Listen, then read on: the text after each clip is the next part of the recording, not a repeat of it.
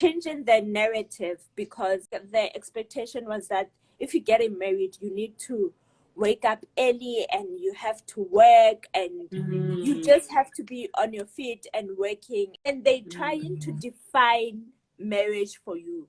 I think it's very important, especially in the early days, that you sit down and you define marriage for you, what it means for you to be married. You shouldn't also lose who you are within your relationship. You shouldn't let the fact that you are now in this family make you move away from the relationship. What is up, beautiful people? Thank you so much for joining me today. My name is Makoti, your get to go with contagious energies. How you guys doing?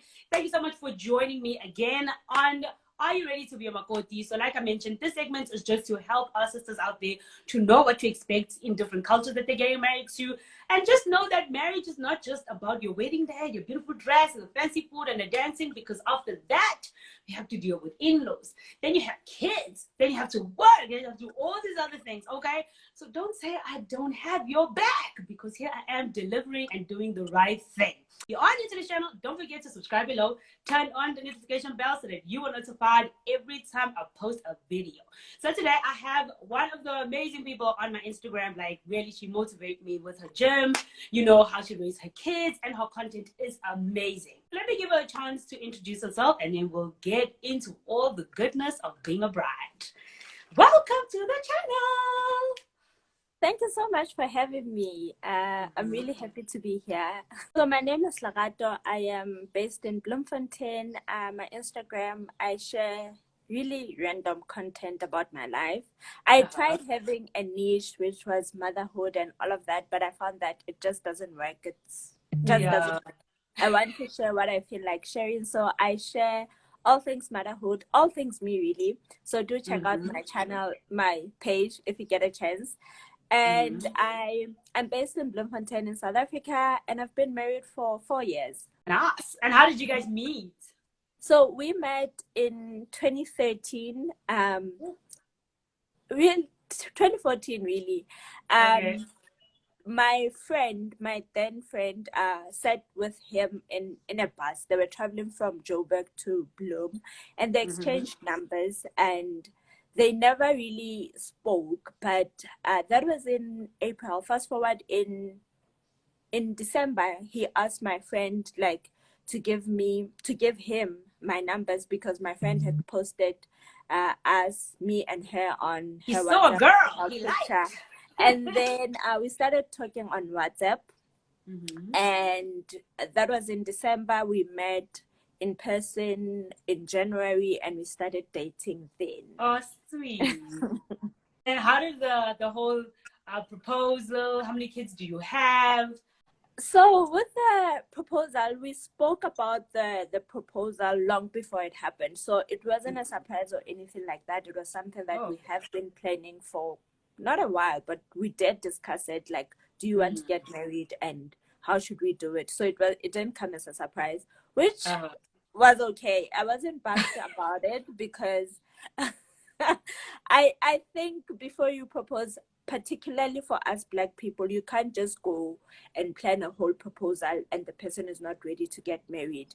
Also taking in consideration how people do things in different cultures. For some cultures, you can't just go and propose without informing the family first. So for us, it was important to have that conversation. And before I even met him, I've always decided that I don't want to get a fancy proposal and I have a ring and my parents don't know, and then I'm engaged for like 3 years, and then the guy hasn't come home, and you keep hiding the ring. Like, exactly. And I can't even go home and say, hey, this guy said he's gonna marry me, because he hasn't come home to tell the elders that he wants to get married. So I've always decided that when I am to get married, the person that wants to marry me should always do things right, rather than just proposing and it's just us without involving the elders. So that's why we spoke about it before it happened. So we have 4 kids, and our oldest is 7. So we had her very early in our relationship. Okay. And then we have our son is 4. He's turning 4, and then the twins are 3 years old. You Lord, 4 kids. That's a lot. But you handled it so well. I've always wanted a big family because I grew up with my cousins in a at our grandmother's house, and I loved the relationship that we had. So I've always wanted a big family, and I think I got that. What number is big? 4 bigs? 6 big? I wanted 6. I want 6. I'm not sure if we'll still get there now that I'm here with 4 and they are growing. And I'm seeing all their personalities. I'm not quite sure if we'll get there, but 6 was and the expenses. Yes, like the economy we are in is crazy. It's crazy. What culture are you from, and what culture is your husband from? So we are both from the same culture. I'm Soto and he is Soto as well. Oh, so I think that has made things a bit easier for us in terms of there are things that we still do differently because as much as the culture is the same, the traditions are quite different. But I think it has helped that we are both Soto. You said that you guys were having the conversation of getting married. So you were already ready. You were ready. You were like, this is my guy. I'm ready. I'm just waiting for him to send the cows to my house. Yes, I think I was ready. I wanted to be with him because we were not living together before we got married.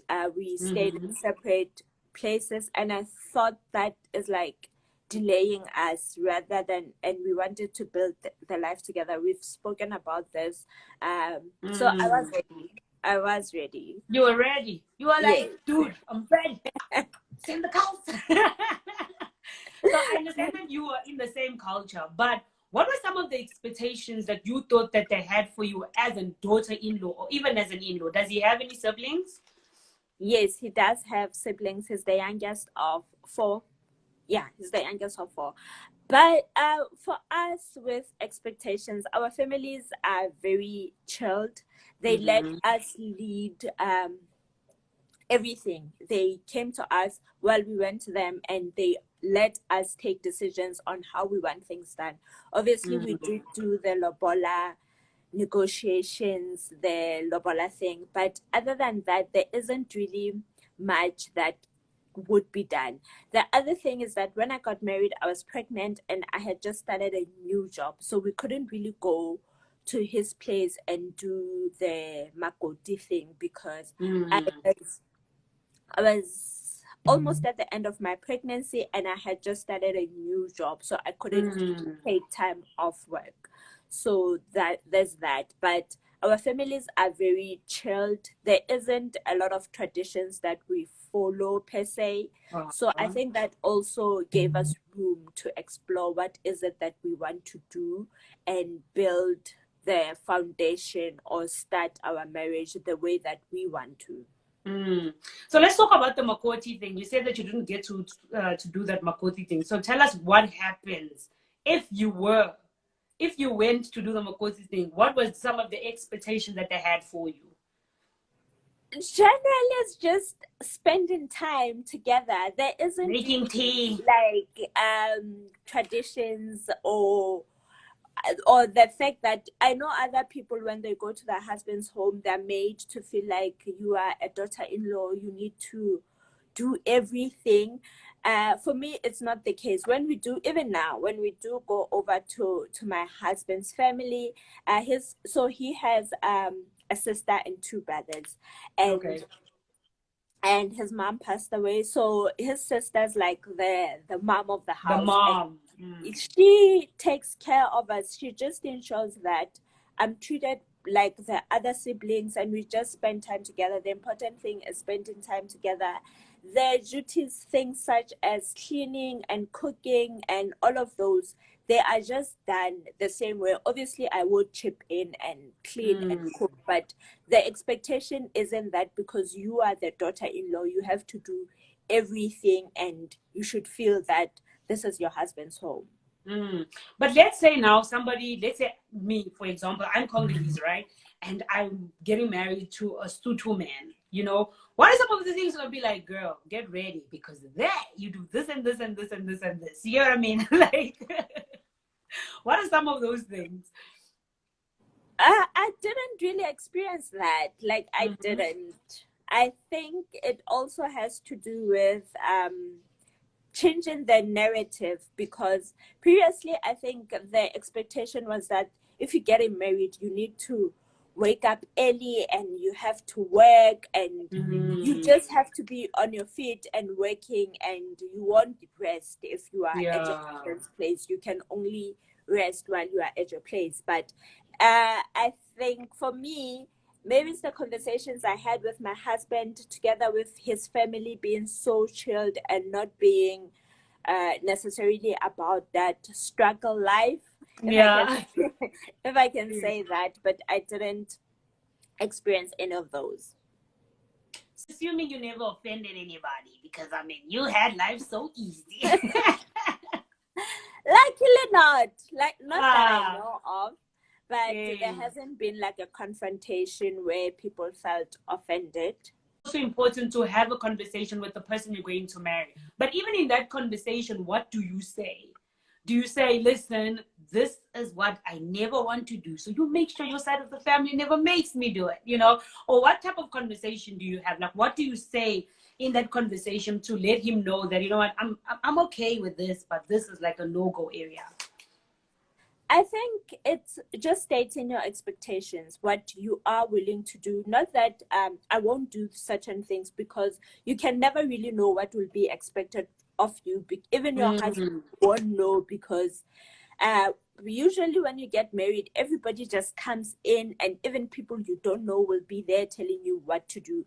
But it's very important to have the conversation of where is the where you stop, like, yeah, tell me your I boundary can line. only do up to this point. Other than that, Mm, I'm telling them I can't do it. As well as him having the conversation with his family to find out what are the expectations, how what things they want you to do and stuff like that. So I think mm, it really helps having an open communications channel, especially if there are things that, if you are marrying into a different culture, because you don't know what to expect, it's very important to have mm. those conversations. Let's talk about being a wife and a mom of four, plus you work. How do you do it? Plus you exercise every day. um get help. I think I read this quote in Shonda Rhimes' book, Mm, the Year of Years, and she said, "If I'm flourishing as a mom, there's something I missed in my work. If I'm hitting all the goals at work, I'm not at home. So there's you are something I'm not missing. doing at home. So there will Mm, always be areas where you are not present and you are missing moments." And mm, the moment I read that, I understood that I can't do everything. I oh, can't be there for everything. So I need to be able to prioritize the things that I can do and the things that I'm not able to do. And that is okay. Because mm, the a lot of times you try to do everything, you try to clean, cook, uh, be a friend, be a daughter, and just at the end of the day, you can't do all these things. So it's very important to have a conversation with your husband as well, mm, regarding the things that you need help with, either housework or getting help getting help for the kids. And mm, um I think it's very important to balance that part out, because sending the kids out to daycare, or having a nanny at home, or having an auntie look after them, I think mm, that's what has helped me quite a lot in my role, mm. because then I'm not overwhelmed. And if I'm not Yeah. overwhelmed, I'm able to to work at work, and when I'm finished working, I'm ready to come home and cook, because I didn't worry throughout the day about the kids. I didn't worry throughout the day about the house and the laundry. So it's important to understand that you can't play all the roles, but very important to identify which ones you want to do, so that you know, if I'm doing this, I'm happy and I'm fulfilled and I'm ready to serve. But if I'm not doing these things, it's just, I have nothing to offer. But I think what we should also be grateful for is the fact that this day and age we live in, our husbands are able to cook, they're able to clean, they're able to look after the kids. So we're just like, who we're actually there at the 50-50. It's not a conversation. It's not like, hey, listen, I'm cooking today, you're washing dishes. You know, it's just a thing Yes. where he sees he doesn't want you to be overwhelmed. You get what I mean? And also, I like what you say about getting help, you know, and also just being able to concentrate, knowing that everything else is taken care of and everything else is fine, because it also gives you time for yourself. I feel like women that do everything and want to be everything at once kind of lose themselves, because where do you get the time to even do your hair or to sit and drink a cup of tea? Because the minute you're drinking tea, mama, you have to stop, you know, and go and help the kid. So I really like that. But let's talk about, I mean, you guys have 4 kids. How do you keep the spark in the relationship? Because when you guys come home, it's cooking, it's cleaning, it's the kids. You know, do you guys have you time? How do you achieve that? We prioritize time for us. So we would set out looking at the week, like we're just gonna take an evening out, we're gonna take the kids to my mom, and it's just gonna be the 2 of us. And we try to do a lot of things together, and this has helped us, because instead of just going to the grocery store to buy groceries, it's not errands, it's us spending time together. And while we are there, we are able to have a quick date where we can just sit and talk, rather than if I had gone alone and then I come back and I'm tired, or he does it alone, when he comes back he's just tired. The other thing that has helped us prioritize us time is having a routine for the kids. So we try to get them to bed at 8 p.m. so that we have a couple of hours to ourselves before we go down to sleep for the day.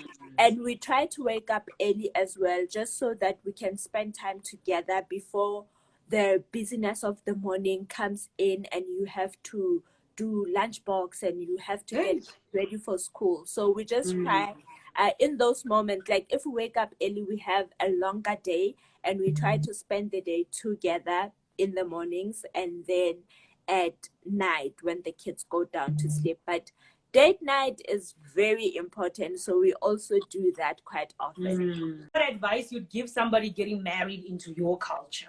Not necessarily. I don't think it's like getting married into the culture, but I would say if you are, or I don't know if that question is also coming, like if you are getting married, you need to understand that marriage is not like dating. Because dating, when you're dating, you can take a break from a person, and like they annoy you, and then you can leave and you'll see them tomorrow. But when you get married, it's not like that. And as much as people say, when you're getting married, you marry in the whole family and you need to now be a part of that family, you shouldn't also lose who you are within your relationship. You shouldn't let the fact that you are now in this family make you move away from the relationship, the 2 of you, that you because now you're concentrating on the family, you're trying to please the family. Yes, and they trying to define marriage for you. I think it's very important, especially in the early days, that you sit down and you define marriage for you, what it means for you to be married. Obviously, I think the principles of marriage are the same, but what you do within your marriage, it won't be the same for all of us, because we are different people. But within the principles of like a man being a provider and a woman being a nurturer, I think it's important to define what that means for you very early in the relationship. And that will help you as well with the external parties like the families, and when they want to tell you as a wife you have to do 1 2 3 4 before you go and you take the advice. You would have defined it for you, and you would know, okay, this is not for me and this is for me, I can take this. Because I find that those advices, like if this person is saying do this person is saying do that, it might not serve you as a unit, and you would be trying to take the advice that you had, but instead of it giving to your marriage, it's gonna take away from it. You know what I like? I like how you said that you should define your marriage for yourself. And that's great, because what I've noticed is we watch a lot of movies, we watch a lot of TV, and then you try make your marriage the same way as, you know, I don't know, Mary Jane or whoever you saw on TV. Like, I want my marriage to be like that. And that does not make sense, because number one, you're not that person and you're not marrying the person that they've married. So it really is important for you guys to create your own safe, zone. Growing up, we were taught to be wives. I don't know if you were raised, because my mom used to say to me that when whoever marries me, when they pay my lobola, she will not eat it. She will not give anybody. She will put it under the mattress, because she is so sure he's going to come back for it.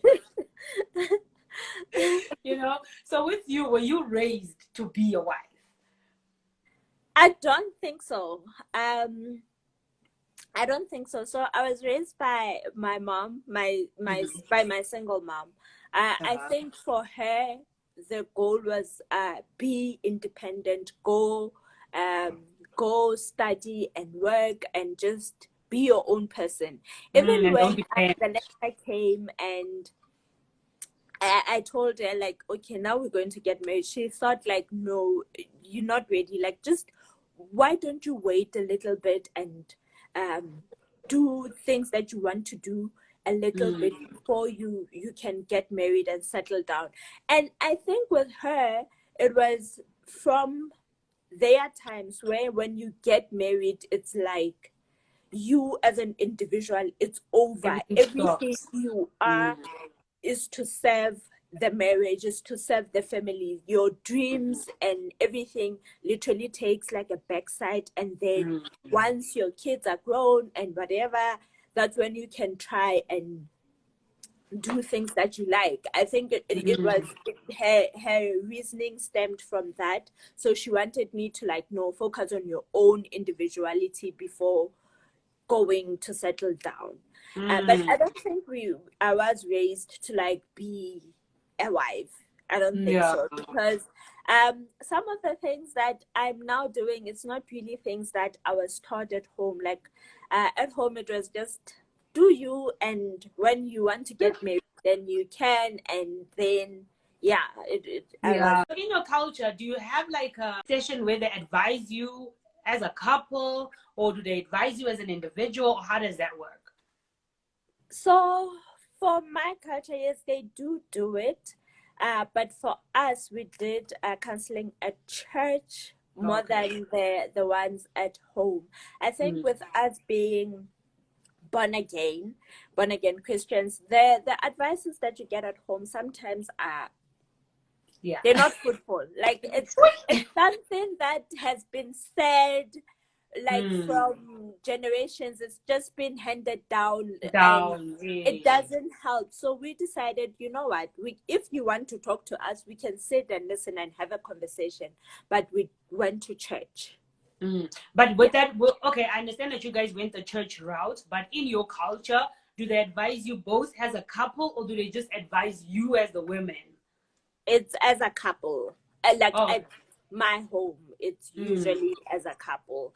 With my husband's family, I'm not quite sure how. Okay. Well, that's nice, because I know in my culture as a Congolese, they advise the women. At the bridal shower, they'll advise you, this is what you do to a man, and this is how you treat a man, and if he speaks, you look down, you don't look in his eyes, and that kind of You don't ask him where he's from. Yeah. Don't mind his business. And I heard about this, I think it was last week. Someone said that 98% of the love comes from the woman, and the man only brings 10, I think. Yeah, I think something like that. And I was just like, he's bringing 10, I'm bringing 90. Never. How? You can miss me, dude.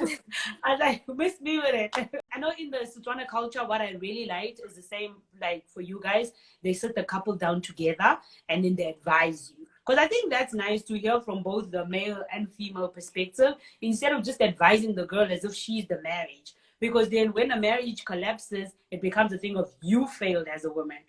You know, it's not a we failed as a couple. Let's talk about getting married young and also getting married in this day and age. Do you think that people, us young people, actually do take marriage seriously? Or do you think that it's just a thing of, oh no, if I get married, then, you know, whatever the case may be? What do you think?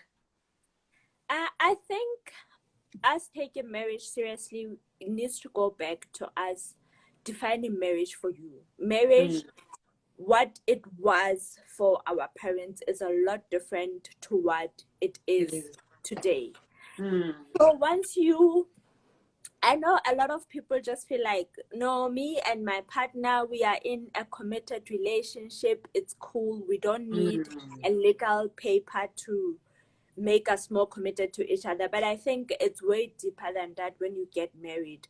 When you get married, besides involving your family together, you become one with God. And God is the one that helps marriages, because when you face problems in your marriage with whatever conflict you face, I can go to my friends and we can have a nice conversation and they can leave me feeling good, but it's not going to help the problem I have. And I can only go back to God if I am married and I ask him, okay, fix this problem.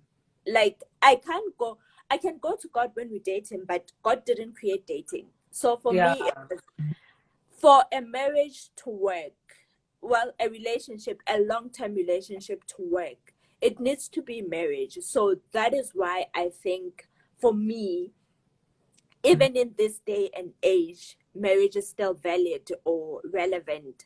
And for young working girls, it seems like, I'm going to be married and then I'm going to be working for his family and whatever.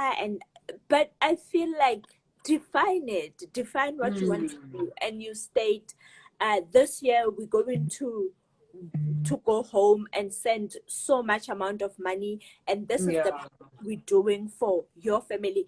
Just having an open conversation about your expectations, about your role with your family, what you're currently doing with your family in terms of sending money monthly, how you're supporting them and stuff like that, and then coming together as a unit and trying to figure out, how do we fit these things in place. It's not to say you need to cancel everything that you were doing before you got married. You need to sit down and discuss how is this thing serving us as a unit now, because you also need to build, you also need to have a house, experience the world, travel and do all of those things. But if you're still trying to hold on to your individuality, you won't be able to achieve those things. But in this day and age, marriage is very valid. It's such a beautiful relationship. It's such a beautiful relationship, especially when it is done right. So I just think, if you're dating, you will never experience that. And I'm not saying there's anything wrong with dating. If you don't want to get married, you don't want to. But of course, marriage is very beautiful, and it's valid if you want to get married. If you don't want to, then it won't be valid. But it's one of the most beautiful, most precious relationship we can have, knowing that someone is there for you no matter what. It's the best thing ever. Like, regardless what happens, when, like, that feeling is so nice. Like, it's so nice. So it's valid. No, on point, like for real, on point. Because I was still gonna say the same thing. Like, marriage is really a beautiful thing, because in one person you have a friend today, you have a husband the next day, you have a joker, you have this, and you never have to do things alone. You know, he's always there. And also, I like how you talk about God being the center of your marriage, you know, because I mean, where do you run to? You can't go to your parents. I remember when I got married, my mother-in-law used to say to me that when when you and your husband have a problem, don't tell me and don't tell your mom, because if you tell me, I might take my son's side and feel like, no, maybe you did something wrong. And then if you tell your mom, she might be thinking that we're abusing you. You understand? Go to God, because God is not going to judge. God is not going to say, no, this one was wrong and this one was right. So even with me, our marriage is a little different. My husband and I's marriage is very, very different. It's not even close to anybody's marriage, you know, because my husband is not a believer. He does not believe in God. But at the same time, he doesn't say, I don't want you to pray, or I don't want you to involve God in our marriage. Nothing of that sort. So, I mean, my marriage is weird, okay? It's very weird. It's weird, but it is the best thing ever, you know? And the reason I asked you this is because there's a lot of young people, like you mentioned, saying that when I get married, I'm going to lose myself, or I'm going to give to my in-laws, or I'm going to do this. And it's so unfair in that, because when you get married, you expect your husband to just give your family. So just keep giving, just keep giving. I mean, he also came from somewhere.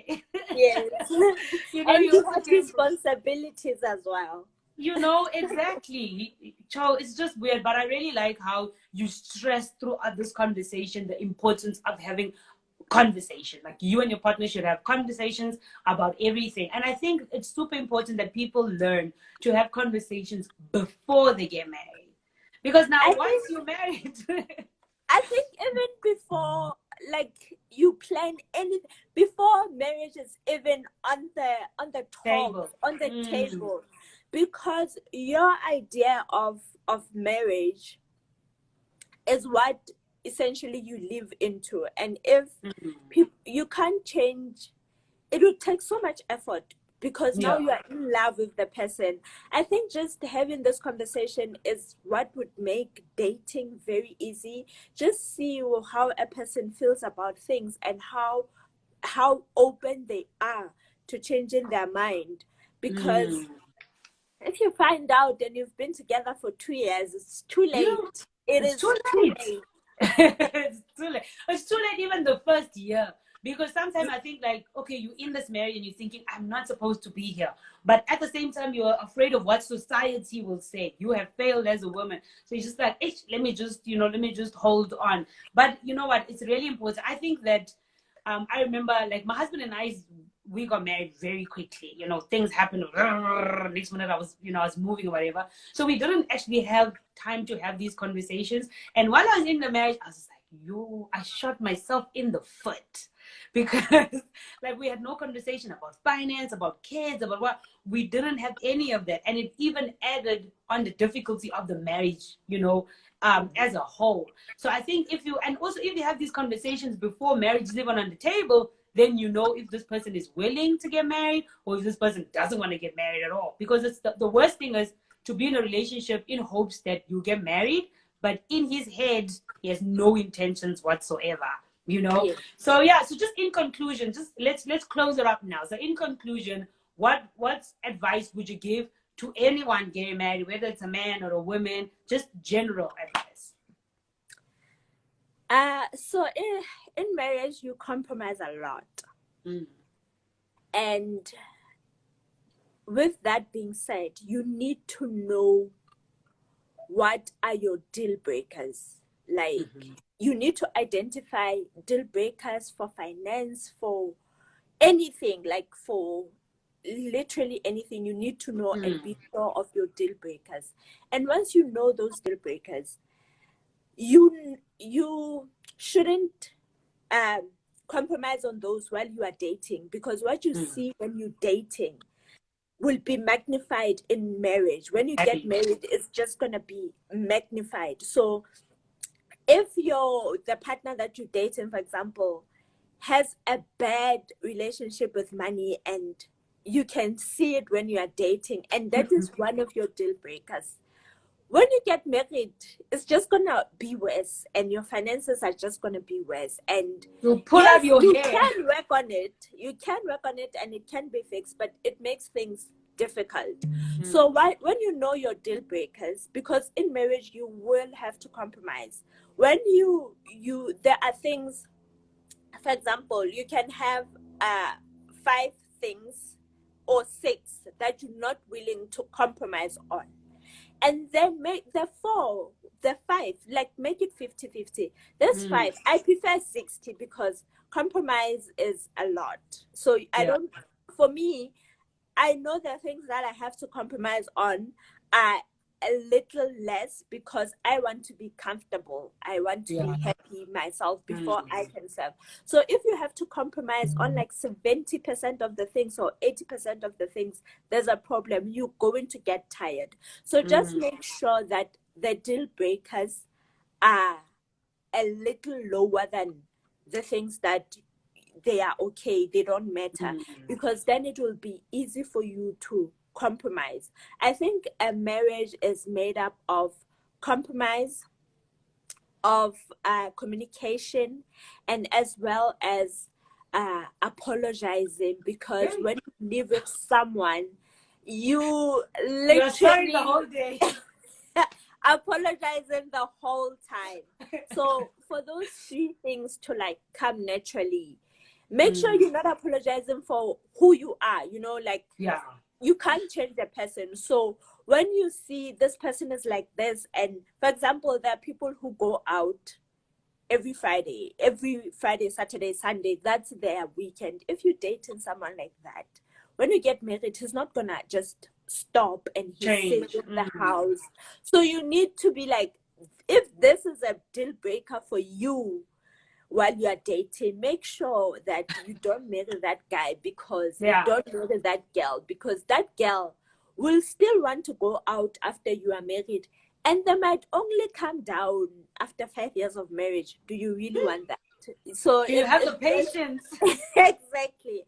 So it's just a matter of identifying what are your deal breakers and making sure that the person you are with has more qualities or a lot more things than they do the deal breakers, because these are like non-negotiable. Like it's over. If you do this, it's over. So you can't compromise on that. And if they have a lot more of those qualities where they are deal breakers for you, it's not gonna work. It's gonna be very difficult, and marriage is already difficult. So you don't want to add on the difficulties. You don't want to add on the things that make it difficult, because it's already difficult. So those are some of the things that really help. The compatibility. Just make sure that you are very true to yourself, and you are very honest with yourself. I know when you are dating and you see a red flag and you're like, maybe I can let this go. Don't do it. Don't do it, because that red flag, when you are married, it's just gonna be like huge, and you will remember the first time you saw it and you ignored it. So just don't do it. What I also want to put in with all of that is to say that also at the same time, don't be ridiculous with your boundaries. Don't be ridiculous, and don't have these high expectations that no one is ever going to meet, or you yourself cannot meet. I think what's also important is, consideration in a marriage is also important, because when you get married, you can't just decide that, okay, I'm going to get myself a new car. You understand? You have to let your partner know. You have to consult about your finances. You can't just be, like you mentioned, that you can't be an individual in a marriage. Yes. As much as, yes, there are certain things where you can still be, the individual in a marriage, whatever. But there are certain things that you just cannot do without consulting your partner. And consulting does not mean you're asking for permission. Because there are women who are just like, no, you want me to consult? No, you're not asking for permission. You're just letting the person know, look, okay, so this month I want to do X, Y, and W and Z. And what do you think? And whatever. I think it's very important for you to be considerate and always put yourself in the other person's shoe. Because if you can see it from their perspective, then you can avoid a lot of fights and a lot of arguments. And like you said, marriage is definitely a beautiful thing, but it's also one of the most stressful things you can involve yourself into. Like you say, when you say have realistic expectations, like the man is the provider, but he's not supposed to. He's supposed to make sure that you do have a home, not a Mm, mansion. So you need to, before you go and say, I want a mansion, do you first have a home? Because he's providing shelter. So mm, for you to go and say, no, this house is not good enough, like it's not serving the primary purpose, it's also mm, very important.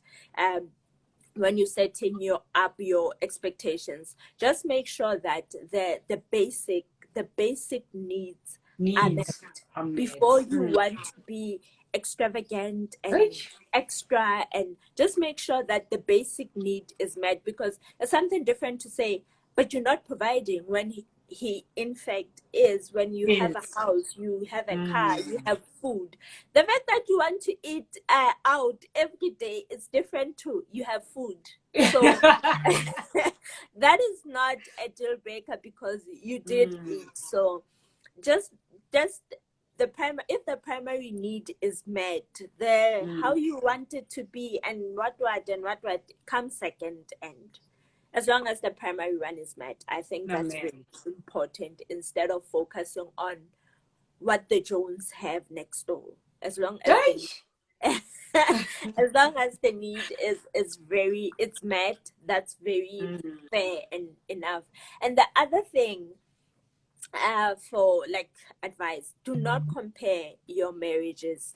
Do not that compare is the killer of your marriages. marriage, because sometimes, especially now with social media, because we see Mm, people who we think are our peers and we see them flourishing in their relationships. What we don't see is the work that they had already put mm, behind the scenes. We just see them, you see them today and they're flourishing, but you don't know 5 years ago when they got married the amount of work they needed to put in order to flourish today. You just see them today and mm, you go and you feel like, I should also be there. I should also have one, two, three, four. That is not the case. Just make mm. sure that you are growing at your own pace without the external pressure is the best thing that you can do for your marriage. Mm. I think that's really important. Comparison, don't do it. Don't do it. The worst thing you can do to yourself, whether in a relationship or whether even if you are single, comparing yourself to the next person is the worst thing you can do to yourself. Concentrate on yourself, take care of yourself, and the rest will follow. But yeah, thank you so much for being on the channel. I really did enjoy our conversation. I do hope to have another conversation with you around motherhood. I just feel like it's really important for us to make young people aware that it is possible to be in a healthy relationship. It is possible to be in a relationship and still, enjoy being yourself as a person without the title of a mom or a wife or whatever. Even with all those things taken away from you, you could still be happy. So I really did enjoy our conversation. Thank you so much for taking the time, to be part of my channel. To all my subscribers, please do slide into a DM, show her some love, and also go onto her Instagram, follow her, and let her know the Contagious Energy sent you. Thank you to everybody who watched the video. Thank you to everybody who subscribed. If you have not subscribed, do the right thing. Don't make me remind you again. Okay. But anyway, thank you guys, and you will see me next week. Bye.